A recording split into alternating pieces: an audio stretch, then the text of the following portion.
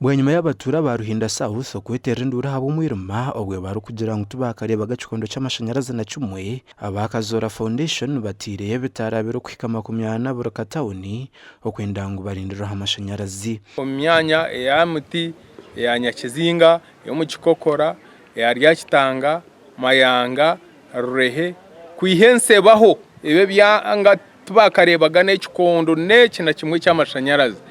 so najyant kandete ebitarebi abo kuba nkareba nkazora foundation nebibasa atuhumbiterire mwe etawuni zona nazaka biza kutiyamba umukutegera abantu mu stadium aho abantu yembahenda amaduka ngo kindi ukamya hati umuntu ati basakenda amaduka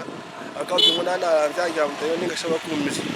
Mutsima unareboka asakazora okuturetera ekitareki akabatwiro mwiruma ababaragana isokongera bakarete bindi beito nuko kushaba baturo kwatanasa nabo aho intunguka y'umwanya gwabo so tumusima asakazora tine bwarchuro shaba ruhanga bagumadwe mpwezuwe kandi kwisya imyaka eyi ruhanga harizira kumuhera karura kaba MP twazeze cyahariya